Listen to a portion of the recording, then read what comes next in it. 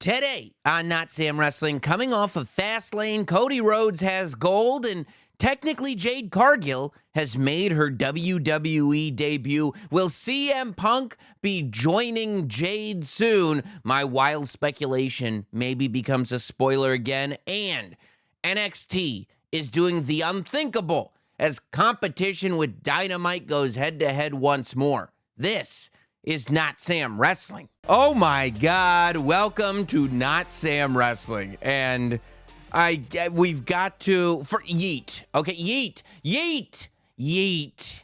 Let's start with a yeet. I am so happy that the yeet word has made its way into sports entertainment. Yeet is the primary way I've been communicating with my children for the better part of 3 months. And now we saw a little glimpse of it. Jey Uso yeeted the WWE social media camera crew for Instagram, I don't know, a week or two ago. But my God, if you were not already charmed by Jey Uso walking into that Fastlane press conference, at first I was like, man, Jey Uso is doing such great character work. Obviously, the story that we're being told is that Jey is so close with Cody. Cody being the one guy on Raw that believes in Jey Uso. Jey is his best friend. And then Cody was like, yeah, we were drinking on the bus. I said, okay, that explains it. Maybe sometimes I got to turn off the analytical part of my brain and just realize that sometimes things are what they are. And Jey Uso legitimately celebrated after winning back the WWE Undisputed Tag Team Championship and is now yeeting a room full of the wrestling media. That's what's happening. And we're here for it. Because not only does it result in Cody Rhodes yeeting, because that's how you know you've got good energy. And I've never experienced this. Well, maybe a little bit. You know, that guy from the NBA, he said he was watching the product. That's my yeet. Watch the product, and you can talk to Gimmick Attorney. Try to use watch the product. Try to commercialize it. It's owned. It's purchased. It's trademarked. But maybe that's my yeet, right? The same way you get around Jey Uso and you just want to be like him. Cody Rhodes is going, oh, and yeeting. I'm at home. It's midnight. I'm sitting on the couch going, oh. Triple H, the number one dude creatively in charge of the WWE when he gets to go and say business is at an all-time high, starts by yeeting. Because Jey Uso's energy is so contagious. That's how you know you're cool. Wow. You also know you're cool in our world of sports entertainment by walking around with 2 big championship titles on either shoulder. And while Jey was yeeting a room full of media, he was also doing everything that he could to keep those titles on his shoulder, but they should be familiar. At Fastlane, Jey Uso, I think, became, at least for this iteration, the first ever 2-time WWE Undisputed Tag Team Champion. And I say I guess because, you know, I don't know the lineage that you would credit it all to, but at least in the straight ahead version that we've got, where this is the Raw Tag Team Championship and the SmackDown Tag Team Championship combined. The Usos were the ones that combined it. They held that title for a very long time. But and now that's the same title that Jey finally has back, making Jey the first ever person to hold the Tag Team Championship twice since the Usos combined them. Now, I don't think we realized at the time, right? It was almost like an eye roll from a lot of people when the Usos combined those titles. It was in that era of people being confused as to why Roman needed all those belts. Some people are still confused as to why Roman needs all those belts. I think Roman needs more belts. But it was almost like they were just adding awards to the Bloodline just for the sake of adding awards. But realistically, and this is why we can't make rash decisions based on the storytelling that we've been getting in the last, I don't know, I would kind of say since WrestleMania 38. I think WrestleMania 38 was a turning point. Triple H took over as the guy making the vast majority of the creative decisions. Not long after that, right by SummerSlam, after WrestleMania 38, that was Triple H's first pay-per-view. And it's only gotten better and better and better to the point where really since WrestleMania 39, creatively, there hasn't been that overall dip. There might have been dips. Like some people are like, I don't know, I'm kind of wearing thin on the Bloodline story. And that's okay. I think that the Bloodline story right now is designed to have this dip, as I've talked about. But in terms of the overall product and the overall WWE product being hot, creatively, it hasn't lost much since WrestleMania. And WrestleMania, it went in a fireball with Sami Zayn, with Cody Rhodes, with all this stuff happening. And the good guys are getting cheered like crazy. The bad guys are getting booed like crazy. And arenas are selling out of tickets. I don't know what else you could possibly want. So, and you look at the tag division specifically, and you look at what combining the tag team championship has done. Look at who the champions have been since the titles were combined, right? You've got the Usos, and this is not any Usos. This is peak Usos. This is Bloodline Usos. This is Usos that are so good, they're redefining what it means to be the best WWE tag team. So you've got the Usos. They lose the titles to Kevin Owens and Sami Zayn, two main event babyfaces, two guys that have main evented pay-per-views in title matches, Kevin Owens being a former Universal Champion himself. Who do they lose the titles to? The Judgment Day, Finn Balor and Damian Priest, two main event single stars that have main evented shows. You got one guy who's got the Money in the Bank briefcase, who people are just assuming it's a matter of time before he becomes the world heavyweight champion. And you've got another guy who's not only been in title matches, but again, former Universal Champion, the first Universal Champion, a guy who has a pinfall victory over Roman Reigns and Finn Balor. Who do those guys lose the titles to? The current champions. Main event Jey Uso, who just main evented SummerSlam with Roman Reigns, and Cody Rhodes, who main evented WrestleMania with Roman Reigns. So you've got, I feel like when all is said and done, the tag team championship has become only behind Roman's undisputed WWE Universal Championship.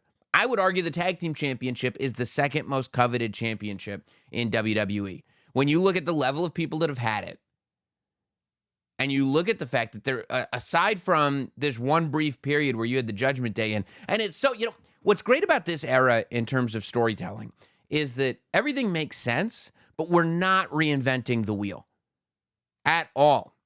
If you look at what's going on, with all the factions, it screams faction warfare. It's exactly what we saw in 1997, 1998 when we had the Disciples of Apocalypse and Los Boricuas and Nation of Domination and Heart Foundation and D-Generation X, and it all worked then and it all works now. New World Order, Four Horsemen.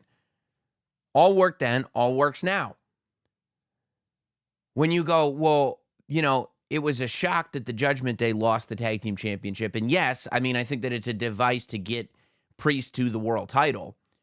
But it's also as old school gets. How do you get the WWE Tag Team Championship from one top-tier babyface team to the next top-tier babyface team? You have transitional heel champions. You can headline shows, and you did, with Kevin Owens and Sami Zayn defending those titles. But you want to put it on a new team that can headline shows. Any live event in the country, Jey Uso and Cody Rhodes can go on top. How do you get it on them? You don't do babyface versus babyface. You have the Iron Sheik. You have Ivan Koloff. For as long as time has existed, those credible heels have been there to have short title reigns that lead to the next significant title reign. WrestleMania until now, or last month, right? So, April to September is a significant title reign for Kevin Owens and Sami Zayn. A heel takes the title. Now we start with Cody and Jey Uso for what I would assume will be a significant title reign. This is amazing. It's just logical, old school wrestling, and it's progressive storytelling. meaning the story is progressing. Whether it's, okay, now does Jey Uso, is he more endeared in the Raw locker room, or is Cody in trouble? Is the fact that the Raw locker room doesn't like Jey Uso and Cody is now holding a title with Jey Uso, does that make things complicated for Cody? It certainly elevates where Jey Uso is, and it gets Jey Uso, just like that, logically back on SmackDown. So you can have Cody, and it puts Cody back on SmackDown. So with everybody going, well, they said that there is eventually going to be a trade to SmackDown from Raw because Raw got Jey Uso. It doesn't need to be Cody anymore, because as long as Cody and Jey are the tag champions, they can be on both shows, as that precedent has been set. KO and Sammy were on both shows. The Judgment Day were on both shows. Now, Cody and Jey are going to be on both shows. And with Roman coming back, you're going to want SmackDown to be babyface heavy. Now we've got it. Do Sammy and KO want those titles back? We know KO doesn't like Jey. I don't know. There's a lot to go. There's a lot to go with. And it answers that question that a lot of people had. What are you going to do with Cody Rhodes? A lot of people asked after Cody lost to Roman Reigns, and then he had his series with Brock Lesnar. It's like, what do you do with Cody now? He's had his war with Roman. Didn't win that one. He's had his war with Brock. He won that one before Roman. He won the Royal Rumble, and he won a war with Seth. So it's like, if Seth is checked off the list, if Royal Rumble is checked off the list, if Brock Lesnar is checked off the list, and Roman is just somebody that we're not going back to because you already lost to him, what else is there to do? Well, since the tag team championship has been elevated as high as it has, Cody wins the tag team championship, and it doesn't come across like a consolation prize the way the World Heavyweight title would. Cody had a whole story going into WrestleMania about how he needed the WWE Undisputed Universal Championship to have the title that his father never had. If he won the World Heavyweight Championship, all it would do is highlight that that is not the WWE title. That is not the title that Cody wants. So it wouldn't do anything for the title. It wouldn't do anything for Cody. But the Tag Team Championship, hello, it's genius. I love every bit of it, and it's already, this whole move, it's just so crazy when everything works. This whole move is great for Jey Uso, too. I think that even at SummerSlam, people saw Jey as a main event superstar in the context of Roman Reigns. Coming off of SummerSlam on SmackDown, people saw Jey as a main event superstar in the context of the Bloodline. Now on Raw, Jey is actually becoming a main event act, and it is really, really cool to see. Speaking of factions, we were talking about faction warfare, the LWO, Carlito returns. I'm interested to see what happens there, right? There were rumors of Carlito returning ever since Backlash. I think a lot of people thought that it might be Dragon Lee that was going to pop up in the six-man tag with the LWO, but when Ray said he needed to make a call, and out comes Carlito. Now, I don't understand why we're changing Carlito's music. What are we doing? I just talked about, if it ain't broke, don't fix it. I spit to the face of people who don't want to be cool. Carlito, like, his music's great. Why change it? I hope they go back to it. I'm happy to see him back, but I hope they go back to it. And the fact is, thanks to Carlito, Rey Mysterio has kept the single most impressive streak in the WWE today alive. WWE is known for its streaks. The Undertaker's WrestleMania streak. Roman Reigns' streak as not being pinned as long as he's been Universal Champion.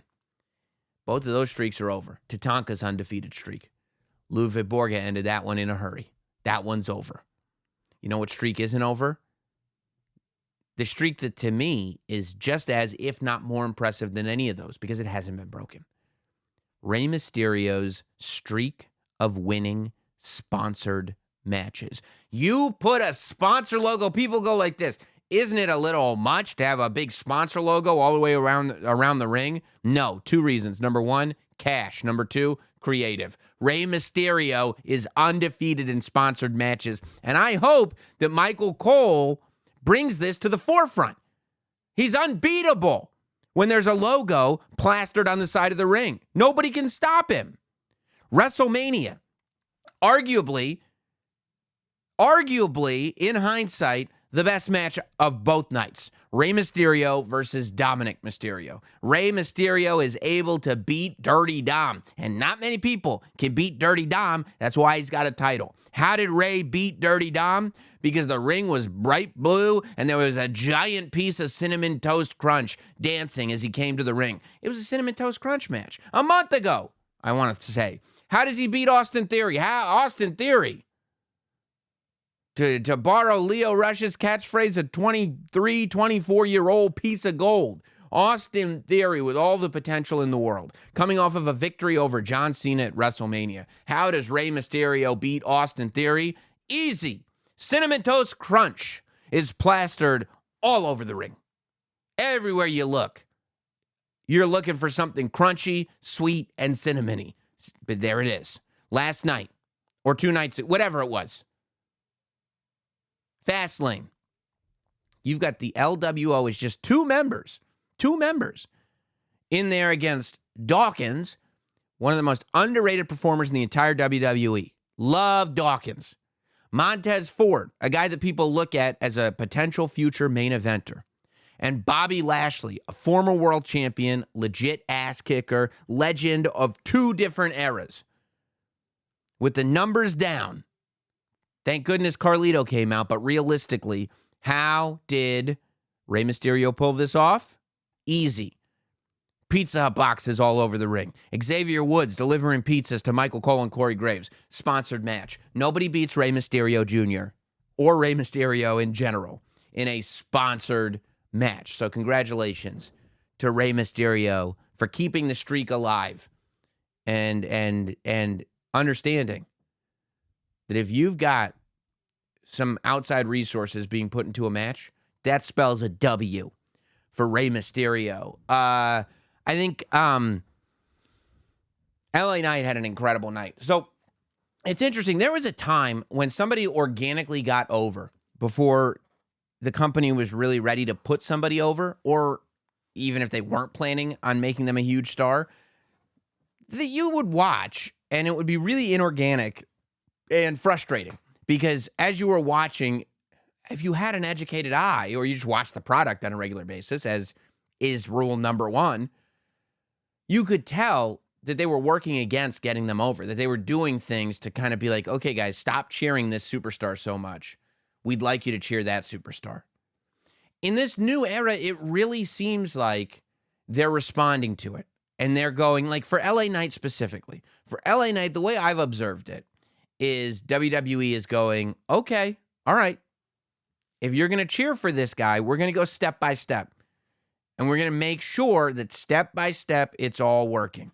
We're going to take our sweet time. Triple H said in the in the Fastlane press conference, he said one thing he is patient. He doesn't mind taking his time with stuff. And I think that's evident in LA Knight. And that's something that people also need to give credence to and realize. There was a time in WWE where if something wasn't happening, you get annoyed because that meant it wasn't happening. Now, in this era, if something isn't happening, give it a second because things happen. I think that's why the LA Knight babyface turn took so long. Why LA Knight didn't win the United States Championship. Why LA Knight, there's no hot-shotting with LA Knight. It was like, okay, we're going to give you the SummerSlam Battle Royal. Let's see what the reaction's like. Yay. Okay. All right. We're going to turn you babyface slowly. Okay. We're just going to have you work The Miz. The Miz is like, he's the top of the top in terms of guys that you put in there to test other guys. Miz is the heel to go, okay, if you can't get cheers with The Miz, you're not going to get cheers. And I believe that if LA Knight had gone cold in his matches with The Miz, that would have been the end of LA Knight. But it wasn't because he didn't go cold. He was in promo battles with The Miz. The Miz brought his A game, and the fans stayed with LA Knight. Yeah. So they go, okay. They're going to keep it moving. They go to Payback, and they have LA Knight in a match that not only is he winning, but now John Cena's getting in the ring as a referee. And it was unannounced, and We want to see what the reaction is like when LA Knight and John Cena are together. Okay, people are accepting it, and people are accepting LA Knight as a top-tier good guy now. Okay, it's still working. So last night, I think, was a huge test. Last night was a huge test, or this weekend, Fastlane. Fastlane was a huge test for LA Knight because Fastlane was, how does his star shine next to the biggest spotlight the industry has? How does LA Knight look next to John Cena? And when LA Knight and John Cena stood in that ring together, they chanted LA Knight.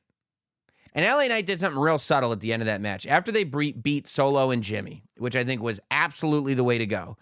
As I said before, not wild speculation anymore. It's a spoiler. Literally, that match was exactly as I said it would be a month ago. I told you what was going to happen. So, LA Knight, John Cena went to raise LA Knight's hand, and LA Knight took it away. He raised John Cena's hand. What that does is, yes, they said it in the press conference, it's LA Knight going, no, I'm just showing that I respect John Cena. Sure. But really, what it's showing is that LA Knight is the person in pole position in that ring. That's LA Knight's ring, and it's up to him to raise someone's arm, not someone else to raise his arm. It's the same way he hesitated with the handshake with John Cena. LA Knight is very smart as a performer. He does not want to be looked at as a kid that John Cena is putting his stamp of approval on. He wants to be looked at as big, if not bigger, in today's era than John Cena, and he wants to be looked at as someone that's putting his stamp on John Cena. And he tried it last night, and it succeeded. It worked. He tried it at Fastlane, and it worked. He raised John Cena's hand, and now they're cheering for John Cena, not just because they like John Cena, but because LA Knight said, he's my guy. Yeah. And it worked. Good for LA Knight. I'm happy for him. I love the people who say that the Bloodline story is not happening or it's losing steam or whatever aren't paying attention to the details. If you think that the Bloodline story is over, you are not paying attention to what is happening in front of your face. Roman hasn't been on TV, and while he's been gone, the work is being done to make Jey Uso a legit main eventer, to make LA Knight a main eventer, to just rise more ships while Roman Reigns is gone. But the reality is, so much foundation is being laid for the next chapter in the Bloodline story. Jimmy Uso and Michael Cole. If you want to great work, if you want an example of great work, go to Fastlane and listen to what Michael Cole is saying about members of the Bloodline at ringside. Listen to Michael Cole, the way he's describing Jimmy Uso as trying to weasel his way back into the Bloodline. This is who Jimmy Uso is. This is the character that we're seeing. Michael Cole is sending the cues to be like, see, these are the seeds that are being planted here. That Jimmy Uso lost confidence in his own vision of taking out Roman Reigns. He saw Jey doing better than he was. He stopped Jey from beating Roman, and now he's trying to weasel his way back into the Bloodline. But the key, I've been watching this show, and I've been saying, it's interesting that Paul Heyman, like there were a couple of SmackDowns in media, like the bump he did. Paul Heyman is a genius. I see him, he does the bump, he's on SmackDown, and he didn't shave. Like you could see him. He didn't have a beard or anything, but it was like 2, 3, 4 days of growth. Like the type of shaving that like you could kind of walk around that way, but you wouldn't go on television like that. And certainly Paul Heyman wouldn't go on television like that. And then a few weeks ago, I noticed that he stopped putting his hair dye in. That if you looked, he used to have jet black hair and all these gray roots start popping up over here. To the point where we get to Fastlane and it's all the way white, right? He's let it grow all the way out. And I go, huh, Paul Heyman's trying something new. And Michael Cole says, Paul Heyman looks like he's aged 20 years since Roman Reigns has been gone. And I go, oh my God, that's it. That's it. That's what Paul's been doing. Paul stopped dyeing his hair and at various times has let his stubble grow out because he wants to look disheveled. He wants to look like things are falling apart. He wants you to think that things are falling apart within the bloodline. But don't for a second believe that by the time we get to WrestleMania 40, Roman Reigns won't be right back as the epicenter of the entire industry. Of course that's what's going to happen. They've got 2 nights in a football stadium with the headline being Roman Reigns and whoever he's facing. Roman Reigns is going to be the top guy by the time you get to WrestleMania. And I think that this week on SmackDown with Roman returning, this is where we're going to see, okay, this is the beginning of whatever that next chapter is going to be that is slowly going to take us all the way to WrestleMania and to whoever Roman faces at WrestleMania. Because startlingly enough, up until a month or two ago, it was like, well, yeah, it'll be Cody. Now, no, I don't know. Could be. There's a whole list of names, though, that it could possibly be. And that list keeps on growing. And then, I mean, Paul Heyman calling Roman Reigns from the aisleway. Like, he has the match just finished. He's not even back in the locker room, and he's already on the phone with presumably Roman Reigns on his iPhone, whatever, that only has 2 cameras on it. Hilarious. Awesome. Great storytelling. I love, love, love all the little details that are being dripped in to the bloodline right now. And the fact that John Cena did real ring time. You know, I think that this was a big workout for John Cena and John deciding to test himself. But that was really, really cool. Of course, the night ended at Fastlane with Seth Rollins retaining his championship against Shinsuke Nakamura. Shinsuke's been doing great work the last 60 days. Last month, I would have wanted Shinsuke to win the title. This month, I wasn't really feeling it. I wouldn't have been surprised if Damian Priest, as I think a lot of people ended up calling after Damian Priest lost the title, tag title. I wouldn't have been surprised to see Damian Priest come in and take the title from Seth. It didn't happen. They ended with a big baby face. They're doing everything they can to really make Seth the guy. But I don't know, man. I really think that with as much sort of richness as is in the show right now, character-wise, and when I say the show, I mean Raw, SmackDown, NXT, I mean WWE, I think Seth needs a lot more depth. I think Seth is one of, if not the best performers on the roster. If you tell me that, if you ask me the question, who's going to beat Roman Reigns finally? Cody is an answer, but Seth is just as good of an answer as Cody. But he needs a story that is more than I'm a fighting champion. And honestly, you know, the story of his back injury, while it's compelling and it made Nakamura a good heel, it's not that much more than he's a fighting champion. Now he's a fighting champion with a bad back that makes him an even more fighting champion. But this is why I didn't think it would have been a good idea for Cody to win the championship. Because once Cody wins, it's like, okay, but now what? And I feel like Seth is in that position.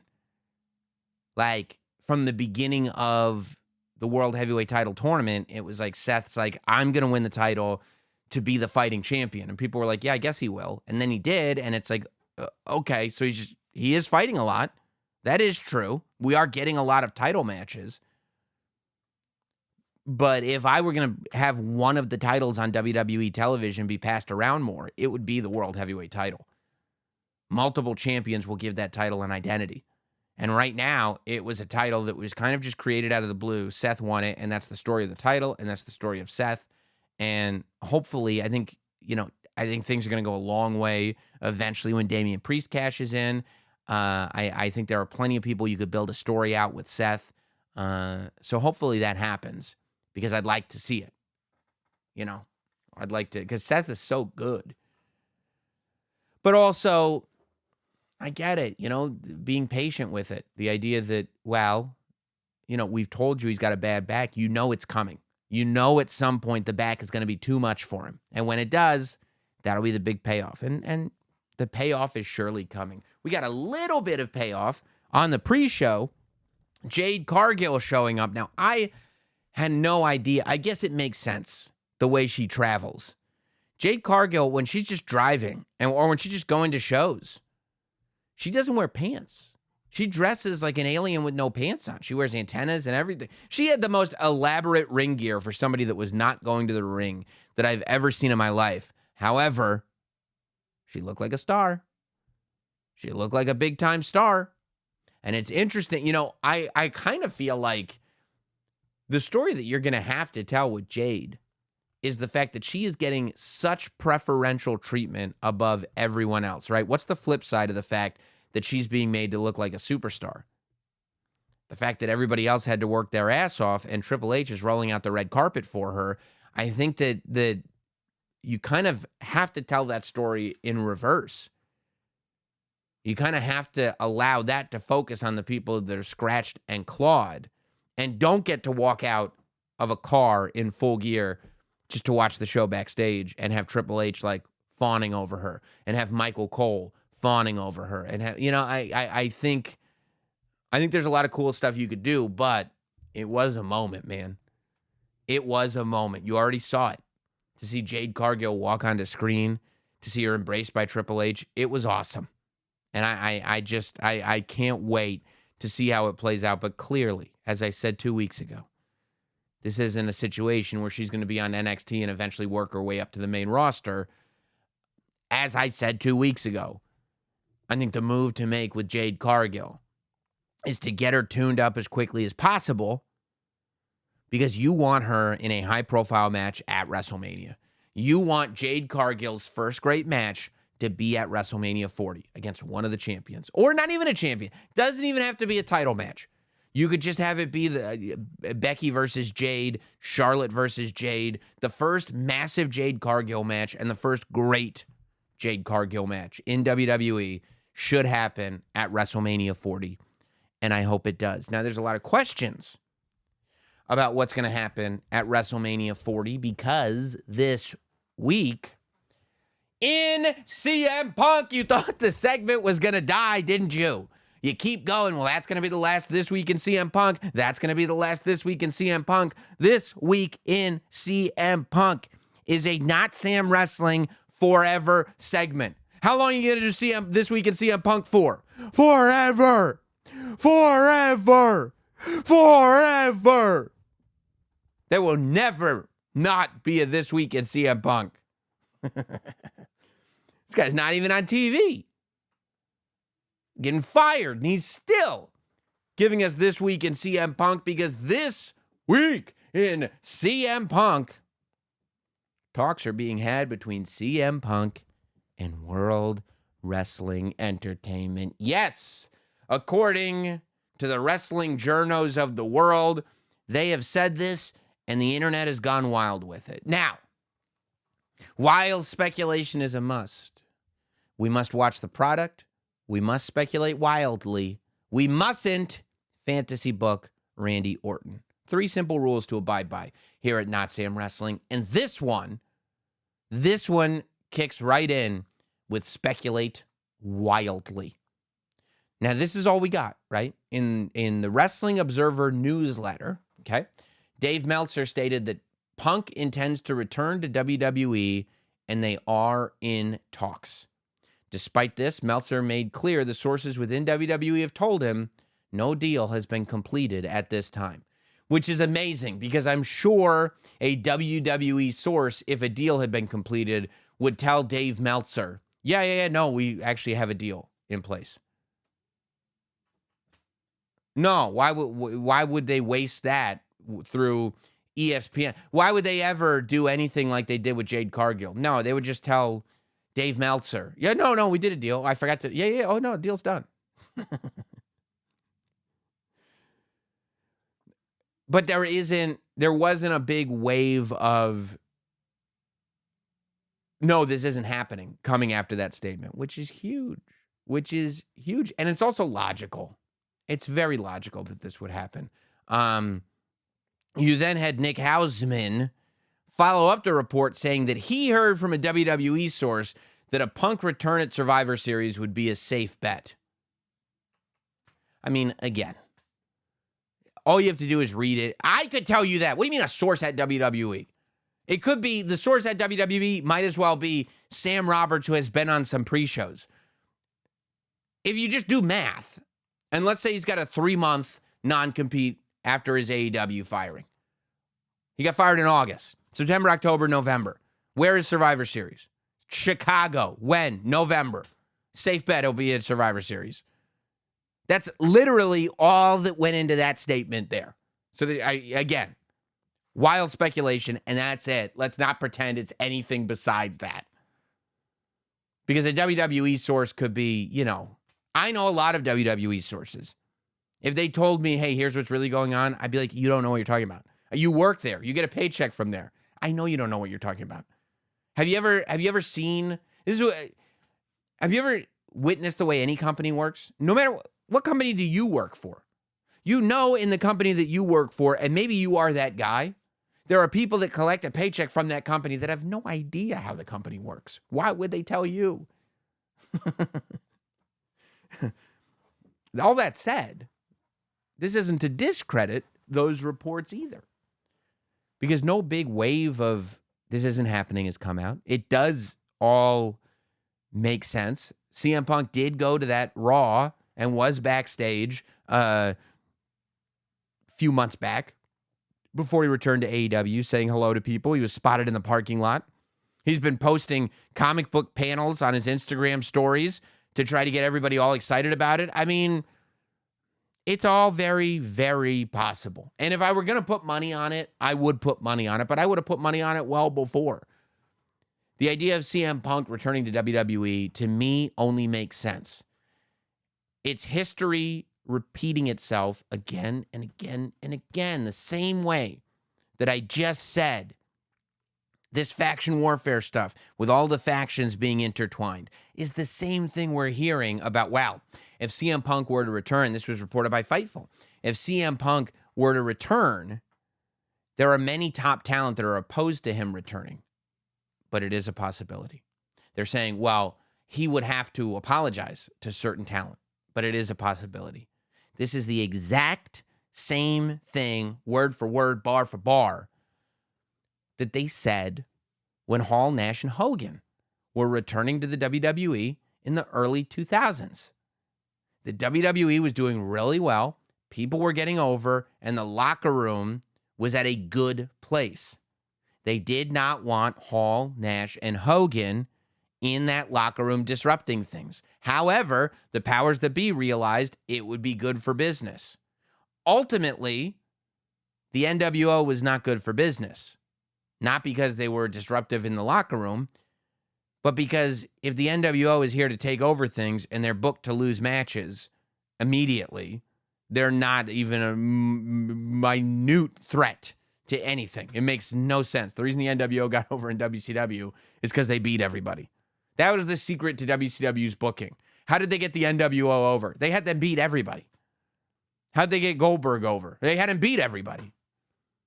How'd Sting get over? He beat everybody. That's the 101. That's the only story WCW ever told. How do you get this guy over? Well, him beat everybody. How else? We get to control who wins and loses. We just had this guy beat everybody. And then what happens after that? Well, he keeps beating. What are you talking about? He beats everybody. However, ultimately, it was great for business that they brought those guys back because of the Hogan run we got coming off of the NWO thing. When they realized that the WWE audience was more excited about Hulk Hogan being back than they were about the fact that the NWO was in the WWE, they were like, oh, wait, we forgot. We made Hulkamania. And Hulk Hogan had his whole reunion run. It was incredible. He ended up being a world champion again. We got Hogan versus Undertaker. We got Hogan versus Hunter. We got Hogan versus Brock. Hogan versus Shawn. Remember that? Shawn jumping around like he was a rubber band. But it was great for business at the time. If you don't remember Hogan's nostalgia run, it was a great run, and it was well worth doing. And it was good for Hogan too, to remind everybody, oh yeah, he rules. It's the exact same thing with CM Punk. The difference is, and people go, well, CM Punk's not going to be able to pull the same thing he pulled in AEW. Well, yeah, but he's not coming for the same reasons. CM Punk went to AEW with the expressed desire to have an impact on the entire product. He wanted to make the product better. He wanted to make the young stars better. He wanted to make the locker room better. He wanted it to be his promotion. CM Punk is not returning to the WWE to make it his promotion. You think CM Punk thinks that the WWE needs him to save anything? No, CM Punk doesn't think that. If CM Punk returned to WWE, it would be to have some big, cool matches as a main event guy and to be out. That's it. That's what he's going for. Of course. Everybody knows that. And I think it would be a valuable thing. CM Punk, I've said it a million times, should never have been wrestling every week on AEW. Not just because he can't be in a locker room every week, because I don't know if he can or not. People say, oh yeah, because he's bad in a locker room. You've never been in a locker room at all, let alone a locker room with CM Punk. But I do think that in terms of fan perspective, having CM Punk matches be a special occasion, I think is exactly how you use CM Punk in this era of CM Punk. The idea of CM Punk coming back at Survivor Series, the way Sting did, and then finally wrestling a match at WrestleMania is big money. Do it. Do it now. It's easy. And people are like, well, who do you want to see? A lot of people are posting graphics already, fantasy graphics. CM Punk versus The Rock, CM Punk versus John Cena, CM Punk versus Stone Cold Steve Austin. I don't think any of those matches are the way to go. Ultimately, it's a great spectacle, and you'll get eyes on WWE as a brand. But CM Punk versus any of those people, it's a big match on a show. You'll sell a lot of tickets. You'll sell a lot of pay-per-views. Maybe it will impact people on the undercard. But ultimately, Stone Cold Steve Austin is in the ring with a guy like Kevin Owens to, number one, have a big match at WrestleMania. Number two, make Kevin Owens come across as an even bigger star. And number three, because Kevin Owens is one of the best in the world at this, is doing it day in and day out. And Stone Cold Steve Austin, after not wrestling for over 2 decades or whatever it's been, can go in there with Kevin Owens and feel confident that no matter what happens, Kevin Owens is the one who's going to make sure that it's a great match. And that's what happened. And look at where Kevin Owens has been since WrestleMania 38. It's been incredible. Who is that guy in CM Punk versus Stone Cold Steve Austin that either one of them is putting the confidence in, that is getting over bigger after the match? Who's that guy in Punk versus The Rock? Who's that guy in Punk versus John Cena? Now, if you just want to do a fantasy match for the sake of doing a fantasy match, that's fine.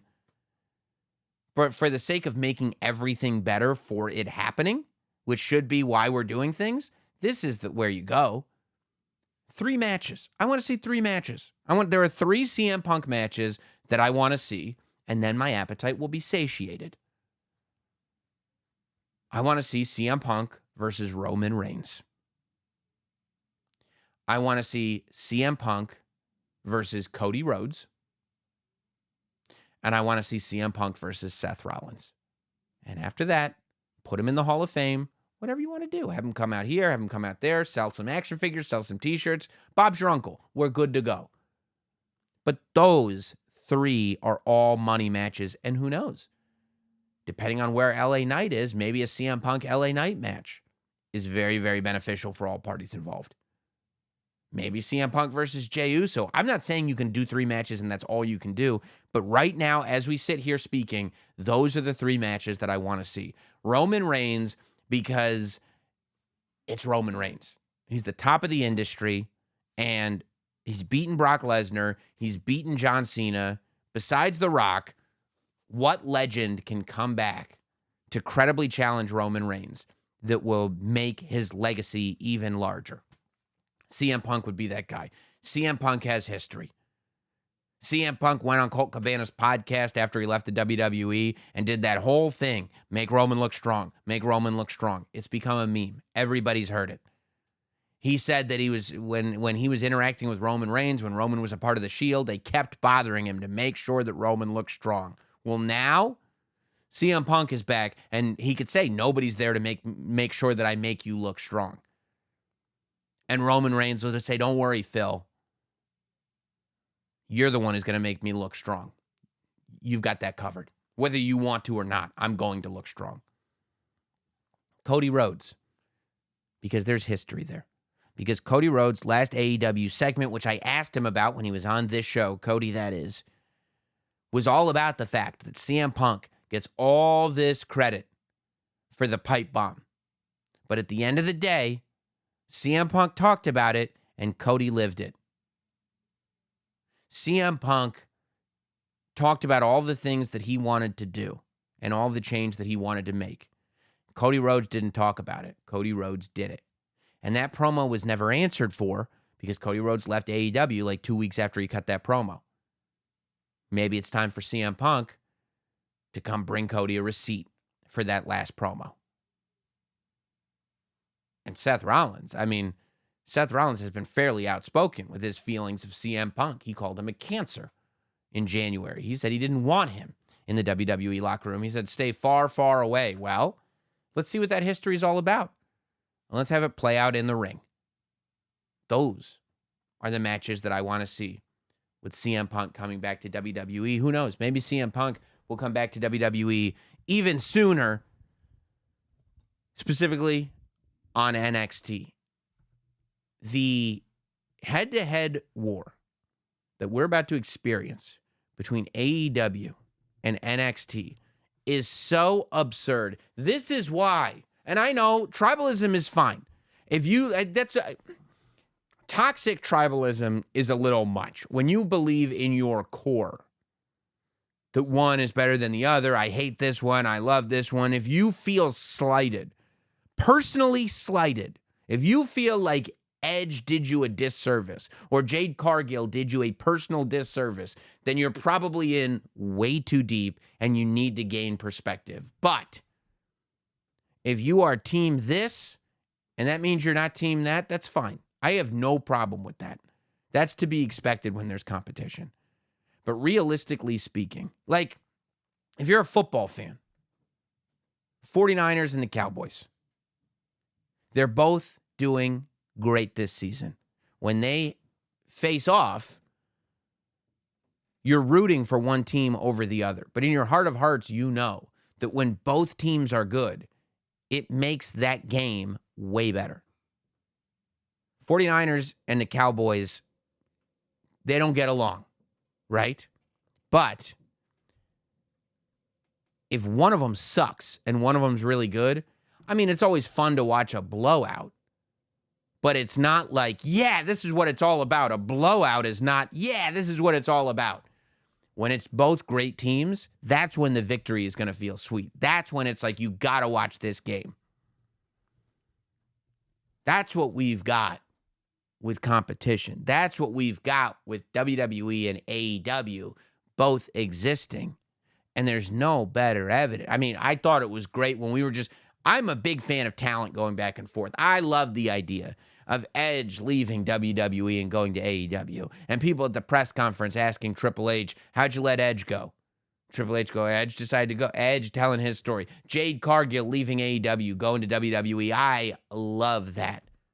I love the idea that people are already pointing out, wait till Ricky Starks gets to WWE. I love the idea that, FTR goes to AEW. Finally, they can shine. I love that because I love it for the product. I love it for the talent because if you love wrestling, you better love wrestlers. And the fact that there is competition means that, number one, there's more jobs for wrestlers. Number two, there's more opportunity for wrestlers. But number three, there's more money for wrestlers. Because a wrestler can say, I know what my worth is, if that is their worth. And they can go, if you don't give me this money, there's a guy in Florida that will. Or if you don't give me this money, there's a homie in Stanford that will. And now we're prospering. And as fans, the reason that we prosper is because none of these companies want to put on an L show. Nobody wants to take an L. We get too much birthday every single week. Why? Because there's competition. The reason that AEW sells out 80,000 people, puts on a show full of amazing matches, and then 7 days later is on pay-per-view and has to put on a show full of amazing matches, they can't have a dud of a pay-per-view. So 7 days later, we have another 5-hour show full of amazing matches. Why? Because there's competition. Every time WWE's had a premium live event, it's got to be a winner. It's got to be something where everything progresses. There's news coming out of it. We can sit here for a half hour and break it all down. Why? Because there's competition. They need to keep having good shows. Even NXT is having bangers. Why? Because there's competition. And now you want to up the ante? AEW goes, well, we got to have our show on Tuesday. I guess they're preempted on Wednesday. So they're like, Tuesday is when we can do our show. So we're going to do Title Tuesday. And NXT is like, what? You know, NXT is still salty, I'll bet. Because they moved to Tuesday, you know. NXT and AEW used to be head-to-head every week, but AEW would win in the ratings every time. They ended up moving NXT to Tuesday. They said it wasn't because of AEW. Who knows? But I would imagine there's still a little salt there. Still being a little salty. And they go, AEW is coming to Tuesday. That's our night. And NXT's been getting better. That's where it gets dangerous. NXT's been getting better in terms of quality. NXT's been getting better in terms of brand identity. They don't have so many ridiculous colors. NXT has been getting better in terms of the fact that when they started, they had a bunch of people on that show that had never worked on television before. A bunch of people on the show that had never even worked before. Now, all those people have been working this whole time. And they've got cooperation from the main roster. And they've got great cohesive stories that are being told week after week. So they're doing much better in terms of quality and in terms of ratings numbers. So they're like, wait. You guys are coming to Tuesday. They're like, yeah, we're coming to Tuesday. Title Tuesday. We're going to have the titles on the line. And they go, okay, well, guess what? We got Dom Mysterio as our North American champion.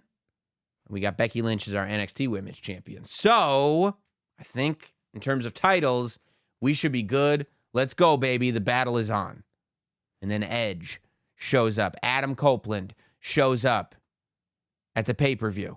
And then in the press conference, they announce Adam Copeland is going to be on AEW every week. And Adam is going to have his first AEW match against Luchasaurus. When? Title Tuesday. Yeah. Tuesday, October 10th. Adam Copeland's first AEW match in NXT goes, oh, really? 2 days later, you turn on NXT. And they go, guess what? On that same Tuesday, October 10th, they got Edge versus Luchasaurus. We've got Roxanne Perez versus Asuka. And you go, okay, you're bringing Asuka in? All right, I see you. And they said, you didn't let us finish. I said, whoa. They said, we're also doing a rematch between Carmelo Hayes and Braun Breaker. And I go, okay, that's a big match. And they go, you didn't let us finish. In Carmelo Hayes' corner will be John Cena. And I'm like, what? You're bringing John Cena and Asuka to NXT to compete. You guys are on a different level. They go, you didn't let us finish. I go, all right, I'm sorry.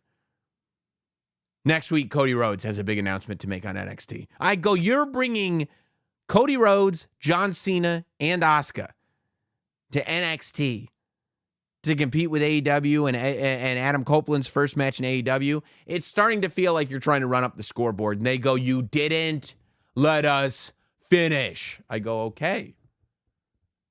At the end of the show, they go, guess who's going to be in Braun Breaker's corner? I go, I don't know, Robert Stone? They go, no, Paul Heyman. I go, the Bloodline's wise man, Paul Heyman. The guy that people tune into Fox to see. SmackDown's Paul Heyman. Paul Heyman, Paul Heyman. Paulie Dangerously, Paul Heyman. On NXT, they go, yep.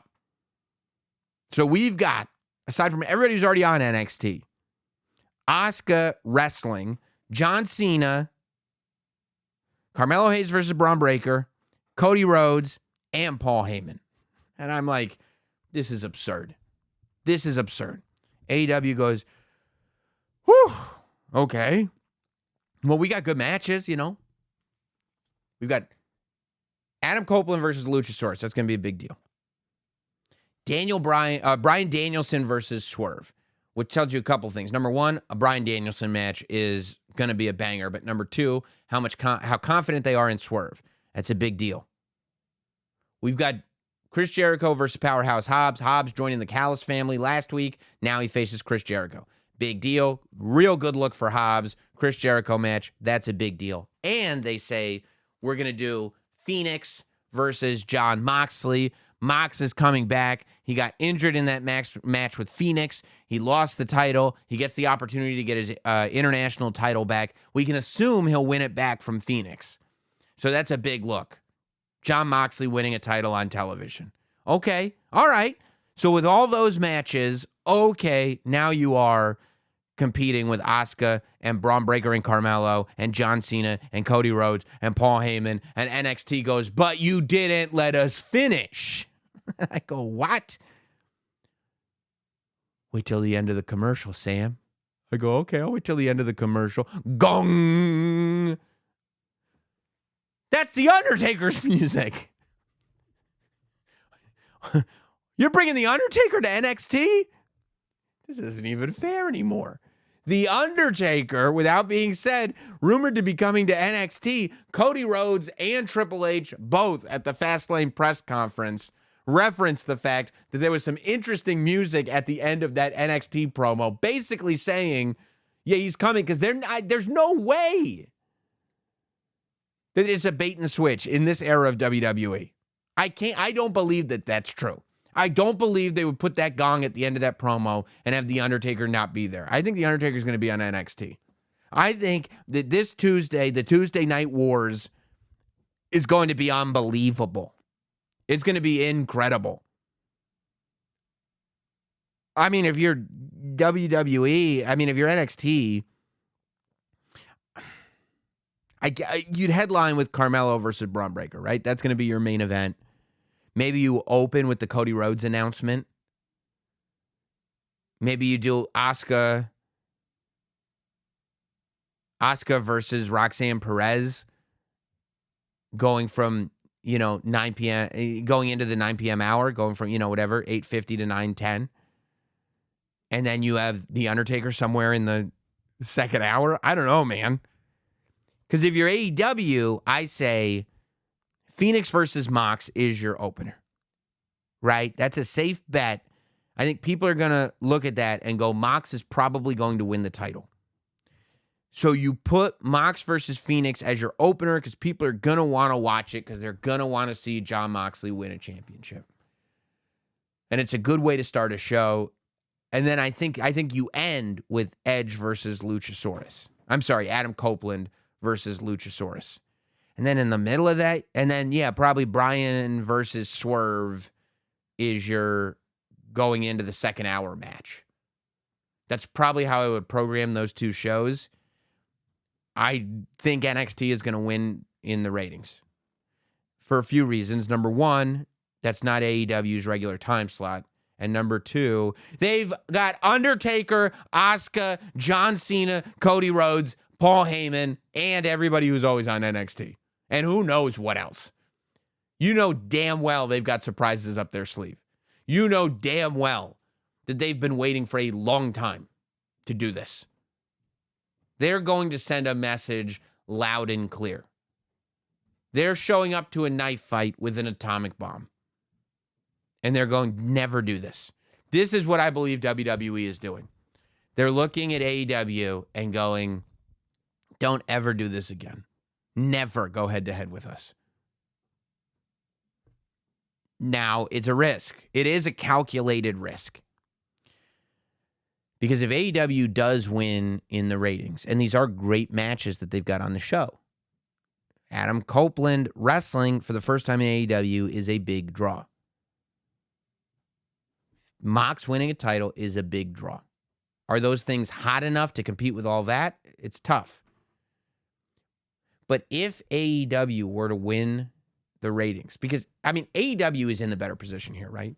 Because if AEW loses, then you can't say, like if AEW lost in the ratings under normal circumstance, you'd go, bro, you can't even beat their developmental. What do you mean? You can't say that now, right? Because, I mean, they've stacked this show like no show I've ever seen. There's more star power on this show than the average Raw or SmackDown. So AEW is fighting from a deficit, and they're not on their regular night. But if AEW were to win, even by one ratings point, not even, I'm sorry, 0.01 of a ratings point, because one ratings point is a huge margin to win by. But if they have one viewer more than NXT, and it's after all that star power was added to NXT, there's going to be some splaining to do. Either way, as a fan, look at what we're getting. We're getting one night with Adam Copeland wrestling in AEW, with Mox in a title match, with Bryan Danielson versus Swerve, Hobbs finally getting his due, Jericho, Asuka and Roxanne Perez, Cena, Cody, Heyman, Taker. If it is not clear to you who the winner is when there's competition, I don't know what else to tell you. When promotions compete like this, there is one winner. Us, the fans. I can't wait for Tuesday. I did, before we get to emails, want to incorporate a new segment on the show. I talked about it last week when it was made official that John Cena and LA Knight versus Jimmy Uso and Solo was going to be on Fastlane. And I'm here to talk about it again. And now that I've talked about it 2 weeks in a row, it's a segment. This segment is called It's Not Just Wild Speculation. It's a spoiler because I've done it again. And it hasn't even been made official. But once it is made official, I'm going to make that also. That's not just wild speculation. That's a spoiler segment on Notsam Wrestling. SmackDown had a killer ending this week when it was John Cena, Jey Uso, and LA Knight staring down Jimmy Uso, Solo Sikoa, Damian Priest, Finn Balor, Dominic Mysterio, JD McDonough, and out comes Cody Rhodes. Or maybe it was LA Knight that came out. Whoever it was. When I looked at that ring, this is the type of stuff I love. When I looked at that ring and I saw on one side of the ring was all the big good guys and they were getting cheered. And on the other side of the ring was all the big bad guys and they're getting booed. And you have a whole bunch of bad guys and you have a whole bunch of good guys. And they like the good guys and they hate the bad guys and the arenas are sold out. That's when I know things are really, really, really good. Things are very, very healthy and stories are being told properly. In the Attitude Era, Vince McMahon came out and he said, I think we're past good guys and bad guys. We don't want to insult your intelligence. We see things in terms of shades of gray. After that moment, people started letting themselves off the hook when it comes to having good guys and bad guys. Shades of gray is fine. But it got to the point where everything was such shades of gray that the art of being a good guy and bad guy, the art of getting over as a good guy, the art of getting real heat as a bad guy, the art of doing good guy versus bad guy where people are cheering and booing the right people, all of that was drifting away. And all of that's essential to wrestling. Children and adults cheering for the same people. Children and adults booing the same people. You can bring your kids to a wrestling show and you feel comfortable with what they're watching and you guys like and loathe the same people. It's the best way to go. And the reason why I say this is not just wild speculation, this is a spoiler, is because weeks and weeks and weeks ago, when I started talking about War Games, I said my vision for War Games is a team of super good guys versus a combination of the Bloodline and the Judgment Day. It's not going to be the Bloodline versus the Judgment Day. It's not going to be just the Judgment Day. It's not going to be just the Bloodline because it doesn't make sense story-wise. Because last year at this time, the Bloodline was a 5-person extremely cohesive unit. It also doesn't really make sense for Roman Reigns to be on a team where he doesn't have control of every member. Roman Reigns being in War Games last year, the reason it was so good was because Roman Reigns got to sit in a chair and assign people exactly what to do as they went to the ring, and they all listened to their tribal chief. If you've got a combination of the Bloodline and the Judgment Day together, the Judgment Day is not going to listen to the tribal chief the way the Bloodline does. So it makes a lot more sense to have the Bloodline and the Judgment Day combine forces without Roman Reigns in the match itself and have them take on a team of good guys. We've got enough good guys right now where we can do a War Games team and a title match, which is what I said weeks ago. If you watch SmackDown, it is screaming at you. War Games with the Bloodline and the Judgment Day versus a team of good guys. And Roman having his own title match against someone else. Now, I don't know who will be the full villainous team of in War Games. I don't think Roman will be in the match, as I said. But I don't know if Solo will be in the match or not. If you on SmackDown, Paul Heyman held Solo by the wrist and pulled him down, left Jimmy in there. Jimmy is going to need to prove himself. Jimmy is going to get blamed for losing in this tag match against LA Knight and John Cena. I don't think John Cena will be in the War Games match either. But don't forget, AJ Styles has been out and could come back at any time. So I think we're getting Jimmy Uso, Damian Priest, Finn Balor, Dirty Dom, and then either JD McDonough or Solo Sikoa. I could see Solo Sikoa being pulled out of that match, being in Roman Reigns' corner for his title match, and having Jimmy represent the Bloodline by himself with the Judgment Day. And going, okay, Jimmy, you have to win this on behalf of the Bloodline. I think the good guy team is going to be, because in my mind now, I go, okay, we're getting LA Knight versus Roman Reigns at some point, clearly, right? Like, that has to happen. The next pay-per-view is November 4th, Crown Jewel. It's a month away. A lot can happen between now and then. Survivor Series about 3 weeks after that. I think we'll probably build 2 Roman Reigns matches going into that period of time. I think that one will have the accelerator pedal on and one will be in sort of, okay, this is brewing. That way, as soon as we get out of Crown Jewel, we know what we're going to do with Roman at Survivor Series. I think if it's up to me, and I'm not saying this one is wild speculation or spoiler. My wild speculation, but also a spoiler, is that Bloodline and Judgment Day teaming together in the War Games match. And keep in mind, you know, Rhea told Heyman to acknowledge her. I think that this is the beginning of the Bloodline relationship with the Judgment Day. I think what I would probably do is get another big match ready for LA Knight in Saudi at Crown Jewel, so that LA Knight is undeniable coming out of Crown Jewel. A singles match, a big singles match for LA Knight, where it's a huge moment. And then LA Knight, I would give him the Roman match at Survivor Series. I think at Crown Jewel, you can do AJ Styles versus Roman Reigns. I think that's already baked in. You don't have to do any legwork to make AJ Styles a credible opponent for Roman Reigns. I think AJ Styles versus Roman is your Crown Jewel match, and LA Knight versus Roman is your Survivor Series match.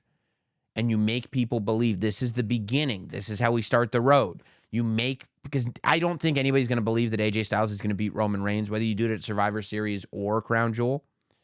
I do still think you should do it. I think that if you wait till Survivor Series, you can make people believe that LA Knight might actually beat Roman Reigns.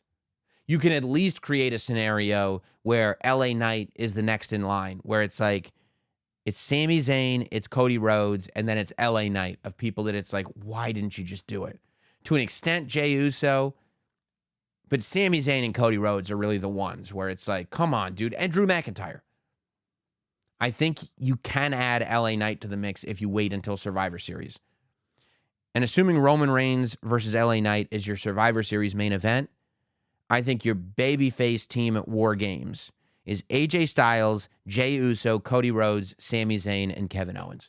Because Sami Zayn and Kevin Owens have to get on the same page as Jey Uso and Cody Rhodes in order to team together. AJ Styles is still mad about whatever happened to Crown Jewel. Jimmy and Jay now get to touch and interact without actually having their match, and everybody's got problems with the Judgment Day. So it just all makes sense. And when I spell it out like that, it kind of makes me think that Triple H and Rob Fee are really getting a lot of ideas from here. Maybe it's happening, maybe it's not, but hey, it's my show. I can say whatever I want. You can also say whatever you want if you email in notsamwrestling@gmail.com. Notsamwrestling@gmail.com. We got a ton of emails this week, more than usual. So I'm actually this time going to start from the bottom and slowly work my way up. I mean, we got a ton of emails that just came in as I'm recording. So this one. I'm going to start with an email that just came in as I'm recording because the subject is Taylor Swift. And I'm already annoyed. I'm already annoyed because it was the most idiotic question at the whole press conference. If you're going to the press conference just to get yourself over, don't bother. Nobody asked about CM Punk at the whole press conference, but a guy said, hey, Io Shirai, do you want to wrestle Taylor Swift? What are you talking about? What do you want to do? Just get picked up in dirt sheets? You just want to get yourself over? Oh, you hear that question about Taylor Swift? It was the dumbest question I've ever heard at a press conference. Like, when that guy said, hey, Io, do you want to wrestle Taylor Swift? I was like, you shouldn't do these anymore. That should be the end of press conferences altogether. Like, Triple H should go like, oh, this is stupid. I'm not doing it. If you guys aren't going to take it seriously, I won't do it. What a waste of everyone's time that was. Can you imagine sitting there with a question, having your hand raised, they go to this guy, and he goes, do you want to wrestle Taylor Swift? What are we doing? Idiotic. This is coming from John. Jonathan, been listening to the show for about a year now, and I really enjoy it. Thank you. Just watched Fastlane and noticed the third reference to Taylor Swift. First one being from Kayla Braxton. Fine with that. Second from Wade Barrett. Third from press conference with Io Sky, asking if she'd wrestle Taylor Swift. What's up with the Taylor Swift references, and how do you feel about having Taylor Swift in the WWE? I think they're stupid. I think they're so annoying, okay? Look, I get it. I don't mind Kayla bringing it up. I'm fine with Wade bringing it up because Wade and Booker T, neither one of them can do any wrong, in my opinion. So really, like, Wade Barrett and Booker T could literally bring up anything, and I'd be okay with it because I love those two men. I'm going to just say, I've worked with both of them, and they're just two of the greatest human beings alive, okay? I'll just say that.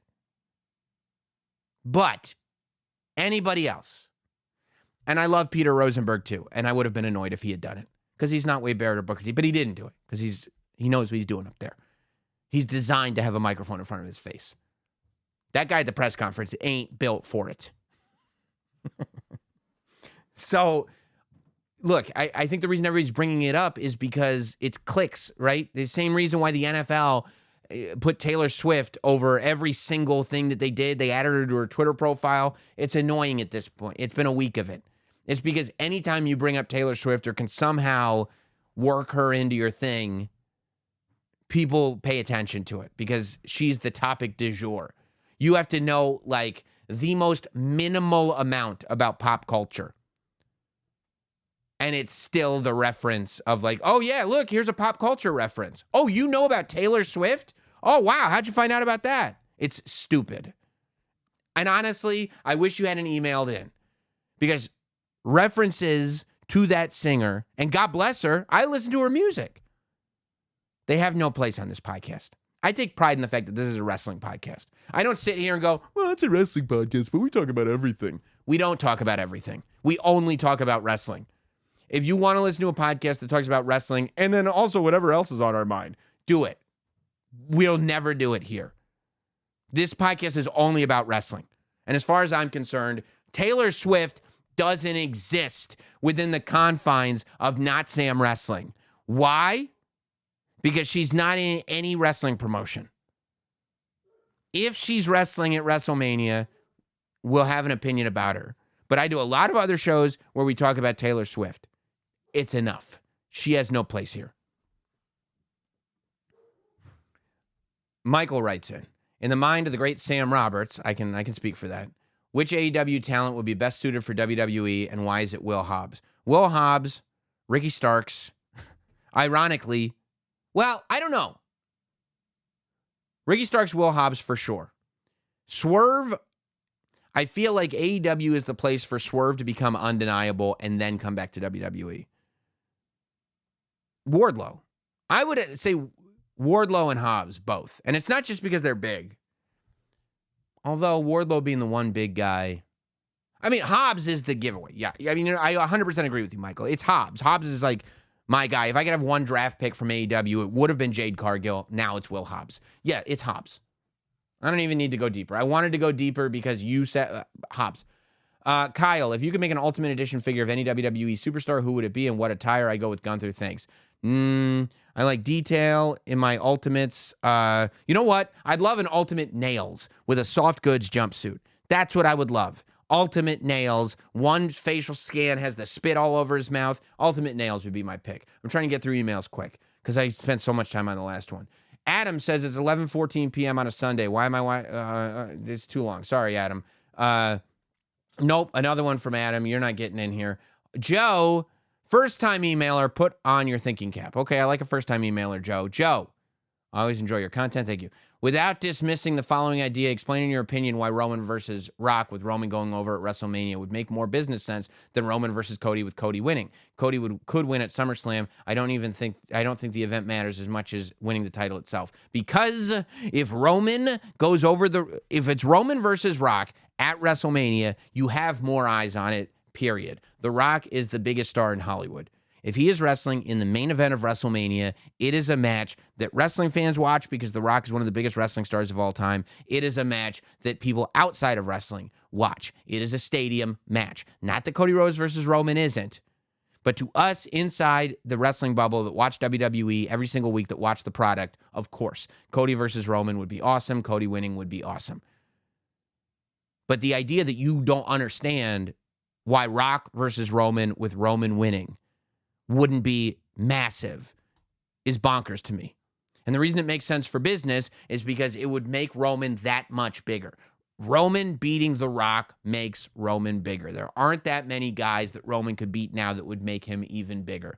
Roman beating AJ Styles doesn't, it keeps Roman big. Roman beating LA Knight keeps Roman big. Roman beating The Rock makes Roman even bigger. It grows the legend of Roman Reigns. And if you look at WrestleMania, stacking Daniel Bryan and Edge on top of each other made Roman bigger. Beating Brock Lesnar and combining the titles made Roman bigger. Beating Cody Rhodes when he was the babyface that was clearly going to win made Roman bigger. Roman beating The Rock makes Roman bigger, period. To say that you don't understand that is, I think, a bad faith argument. I'm not saying I don't want Cody to win. Cody can win at WrestleMania. Cody can win at SummerSlam. Whatever. I mean, we can talk about that after. But there is no bigger match in wrestling than Roman Reigns versus The Rock. There just isn't. Let's see. Let's get to the emails, is what Lindsay says. So heel turn for McIntyre is so needed right now. Would love for him to pull back the curtain and discuss how he was let go and fighting for himself. No ally. Well, he did that a little bit as a babyface. I'm going to get to the next one. Chris writes in, Sam, love the show, and you're the reason I've watched all the products. Pay me, Hunter. Pay me, Ari Emanuel. For that, I acknowledge you as the greatest wrestling podcaster. I would agree that I'm the greatest wrestling podcaster. I think that that's true. Question, why are WWE stars taking titles on the NXT show? Meaning, why is Becky holding an NXT title? Why did Dirty Dom have a title? Doesn't this take opportunity away from up-and-comers? No. The reason that is because now you can do a match like Trick versus Dirty Dom. Now you can go to a pay-per-view and main event with Becky Lynch versus Tiffany, which is Tiffany Stratton. This is what I'm trying to say. This is why how is Roman versus Cody not as big as Roman versus Rock? Because Rock is bigger than every WWE superstar. He just is. Just like Becky Lynch is bigger than every NXT superstar. She just is. And because of that, Tiffany Stratton versus Becky Lynch is the biggest match that Tiffany Stratton could possibly have. There's nobody on the NXT roster that Tiffany could main event with that would be a bigger deal than Tiffany versus Becky Lynch. There is no bigger North American Championship match that that Trick Williams could have aside from with Dominic Mysterio. Just them having those matches. Now, the fact that Trick won is even a bigger deal. Trick can now say that he beat Dominic Mysterio. It's the idea that it takes opportunity away. No. It gives them opportunity. Spencer writes in, huge fan. Love the podcast. I get that, and I appreciate it. When I was a child, my aunt got me into watching wrestling. One of the things that got me hooked was the awesome, unique stage designs of the early 2000s. Okay, he stopped himself. What's your Mount Rushmore of No, just kidding. Good. I'm not doing Mount Rushmores in the emails, and you know that, Spencer, and I appreciate you for that. I would love to know your thoughts on if they should come back or if you feel the simpler screen tunnel combo. I love the custom sets. I really do. I'm a huge fan of them. I do think that in the modern era, that using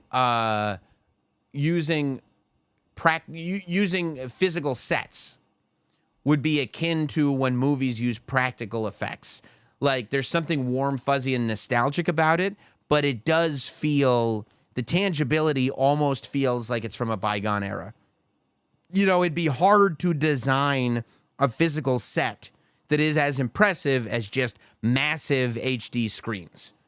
So ultimately, I think it is what it is. Technology changes. I love those old school sets, but you can't make those physical sets look more modern. I mean, you can do what you did at WrestleMania and use screens to create this amazing set, but you need a stadium for that, right? Like, there's not a lot you can do in an arena that doesn't cost millions of dollars that would be more impressive than the video screens that they have. Kyle writes in, Sam Haps, I was pleasantly surprised that Jade got to keep her name. Well, I don't know why you'd be surprised by that. That's not a surprise at all to me, especially after we saw Cody come out as the American Nightmare. I mean, Jade Cargill has built brand equity in that name. You're not just taking a body that has skill and redesigning her. You're purchasing the package that Jade has built, and changing her name would alter that package and thus make it less valuable. That said, I wouldn't put it past WWE to put some kind of extra branding on her name. I said that. I said that last week, dude. I'm not even going to answer this email because you go, hey, what do you think? I've already talked about that on a previous podcast. It wasn't even this week. I said that she'll probably have a nickname, and that's fine. I'm not going to talk about the same thing again because you are pretending it was your thought when I said it. Lupe writes in, do you think we'll get a physical WWE Hall of Fame for fans within the next 10 years? I would hope so. I know that's always been something WWE wanted to do. It's just an issue of economics. Where do you put it? How do you guarantee? Right? I mean, they had WWE New York. They had a restaurant, and it was in the middle of Times Square, and it just eventually economically didn't make sense. So, you know, you've got to have, if you're going to build a physical attraction, it's got to be something that people are going to in big numbers every day, forever. for years and years and years. So, I don't know. I would love to go, but are you going to go? Are you going to bring your family? Are you going to keep going?